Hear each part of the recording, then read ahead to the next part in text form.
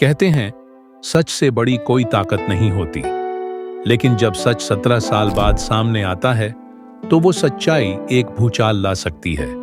ये कहानी है बिहार के रोहतास जिले के देवरिया गांव की, जहां 2008 में एक शख्स के लापता होने और फिर हत्या होने की गवाही से एक परिवार की जिंदगी हमेशा के लिए बदल गई। लेकिन किसे पता था कि वही मृत व्यक्ति 2025 में जिंदा लौट आएगा। साल था 2008। देवरिया गांव में नथुनी पाल नाम के व्यक्ति के अचानक लापता होने से सनसनी फैल गई। उनके परिजनों ने उनके चाचा और 3 चचेरे भाइयों पर हत्या और संपत्ति हड़पने का आरोप लगाया। पुलिस ने मामले को गंभीरता से लिया और चारों आरोपियों को गिरफ्तार कर लिया गया। शिकायत के आधार पर चारों को जेल भेज दिया गया। 2 साल तक जेल में रहने के बाद उन्हें जमानत पर रिहा कर दिया गया, लेकिन अदालत का चक्कर लगाना उनकी किस्मत बन चुका था। उन्होंने अपनी बेगुनाही की गुहार लगाई, लेकिन किसी ने उनकी बात नहीं मानी। फिर आती है कहानी में एक नया मोड़। फिर आया 2025। झांसी में पुलिस गश्त के दौरान एक अजीब और गरीब स्थिति देखने को मिली। एक आदमी जो सालों से लापता था, संदिग्ध हालात में पाया गया।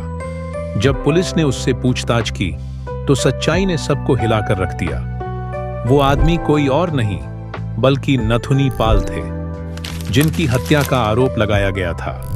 नथुनी पाल ने बताया कि वे 2008 में घर छोड़कर झांसी चले गए थे और तब से वहीं रह रहे थे। यह सुनते ही उनके परिजनों में आक्रोश फैल गया। जिन 4 लोगों ने 17 साल तक बेगुनाही के लिए संघर्ष किया, वे अब इंसाफ की गुहार लगा रहे हैं। उन आरोपियों में से एक आरोपी भगवान पाल का कहना है कि हमारे जीवन के वे बहुमूल्य साल कौन लौटाएगा जो हमने जेल में और अदालत के चक्कर लगाते हुए बिताए।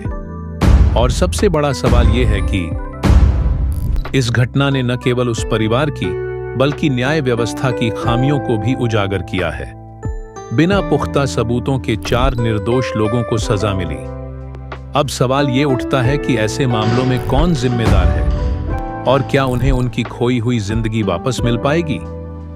कहानी खत्म नहीं हुई है, ये तो एक शुरुआत है उस लड़ाई की जो इन निर्दोषों को न्याय दिलाने के लिए लड़ी जाएगी। यह घटना एक सबक है न्याय प्रणाली के लिए और समाज के लिए, क्योंकि सच चाहे जितनी भी देर से सामने आए, वो हमेशा एक नई शुरुआत लेकर आता है। क्या हमारे न्याय प्रणाली में सुधार की जरूरत है? अपनी राय हमें कमेंट में बताएं।